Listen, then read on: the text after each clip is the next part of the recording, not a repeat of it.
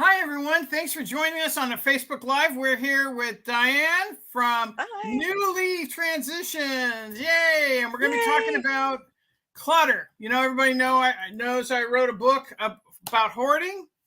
And so Diane can help those of us who are collectors as well as those of us who are full-on hoarders.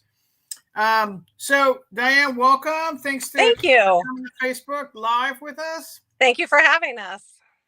All right, so let's start off with why declutter? That's a really good question. And the reason is it will save you time and money. Many people have to rebuy things that they can't find because it's missing in all the clutter or in the bag or in the box or the closet. And it's not worth your time to look for it. So you go out and buy it again. So either time or money, also space. If you can have a clean environment, it just feels good to come home and it's not always weighing on you to have to declutter, organize, take it to donate, throw it away, whatever. I mean, we just all we fill our space basically. And so it doesn't, just because you have a cabinet doesn't mean it has to be crammed full of stuff. That's how we feel about it. All right, good. We need you to come to my office. We can do that. We do offices. So if one's talking about decluttering, where do you start? You start with the smallest space first. That's what we recommend. Don't look at the big picture. Look at one drawer, one closet, one nightstand, just a small area. Bring everything out, organize it that way, and don't just buy bins to organize. Get rid of things. You don't need 29 of something, of a tablecloth. Maybe you only need 5, or maybe you only need 10. That reduction will really free up the space and give you a win and make you feel good about your decluttering. So you'll want to go on and do another space. Okay, so I made a mistake called I bought boxes and bins and they're sitting out there because I was going to declutter. Correct. Because then all it ends up is in my garage, right? Correct. And buying bins is wonderful if you're going to use them for their purpose. But if you're just buying them to put the stuff from your full closet in there, you're not really decluttering. You're just moving it from one space to the next. So decluttering is really the physical act of downsizing, reducing, and really getting rid of some of the extra. Okay, good. So in terms of that, how do you go about it? What do you do? Like, what are the steps? Yep. So say, for instance, you're doing a drawer. Pull everything out. Don't sort it while it's in the drawer. Get it out. Get a visual of it. Sort like items. Put all your paper clips together, all your pens and pencils together, all your whatevers together. And then you can see, gosh, I have 20 of them. Maybe I only need 10. Maybe I only need 15. If getting rid of half is too much for you, try just a little bit. Get rid of the pens and pencils that don't work anymore. Get rid of things that are broken, things you haven't seen or used in years. Get rid of that, because if you haven't used it in years, you're probably not going to use it in the next month or two. And then once you have everything out and you've sorted it into like items and you've decided what you're keeping, then very systematically and organized way, put it back into that space. And again, it doesn't have to be full just because you have the space. What is that? Space of Horace, a vacuum? Yes. That's not the truth. It really is. It really, we're working with a gentleman today who would probably be classified as a hoarder. And it's tough. It's tough because we all fill our space and we don't want to get rid of things. So it's a tough situation to be in. But if you can start small, which is what we're doing with him, we can make some big improvements. All right, great. So what are the biggest mistakes or the most common mistakes that people make when they're trying to declutter? Well, I think there's a couple. One, they buy bins to put it back into. That's not really decluttering. Second is they don't get it out of their visual space. So you put it in your car, you put it in the hallway or the garage thinking, I'm going to take it to the donation space or the donation store, and they never do. So all you've done, again, is moving it from one space to the next.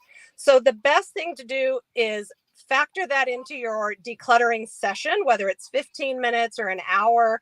Factor that in, and at the very end of your decluttering day, take it away. so that you're not tempted to bring it back into your house or into your space.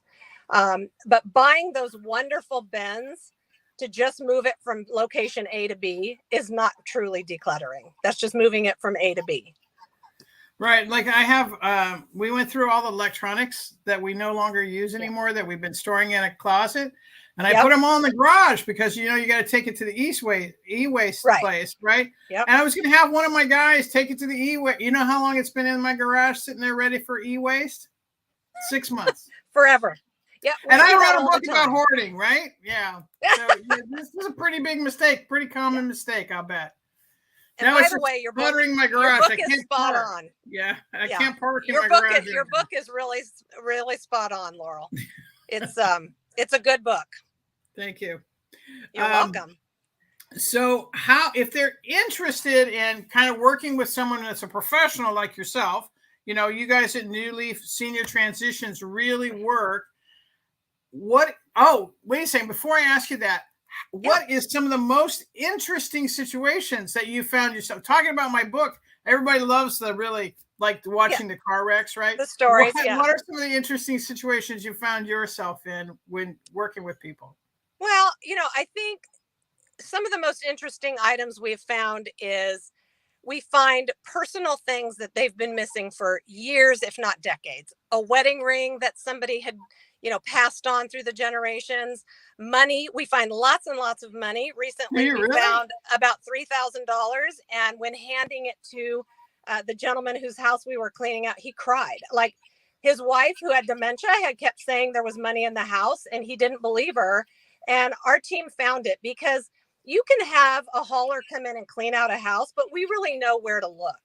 And we do open up the handbags and we do look in the pockets and we do kind of flip through books because there's a certain generation that didn't trust banks. And so they hid money. We recently found an old Army uniform from a lady who had been in the service years and years ago and didn't realize that that was still in her house. We had a gentleman who kept talking about a pool cue and we never could find it.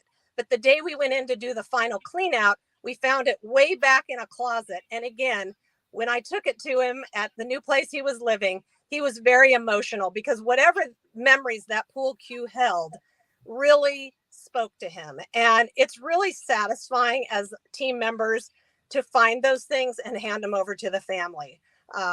They're always surprised when we find money and jewelry and coins. And of course, we always hand it over. And they're really happy because it's another memory of that person. I imagine you find pictures and things like that too. Oh, for sure. And we find some funny things that we can't talk about, but it's gratifying to be able to help the family find things they haven't seen in a long time. And it reminds you that even old people are human beings too, right? Absolutely. Absolutely. We all have a life, and I think in our culture, we don't respect elder people, and we as a team, we love to hear their stories, and they all have fascinating stories. So if people have an opportunity to speak to an older person, ask them about when they were 20 because they've got great stories. And even like going through your pictures, I know when I was writing the book, I was looking for some pictures that I knew from my family when I was sharing my family stories. Yeah. And I found some the stuff that came out of my grandmother's hoard. One of the few things we were able to save.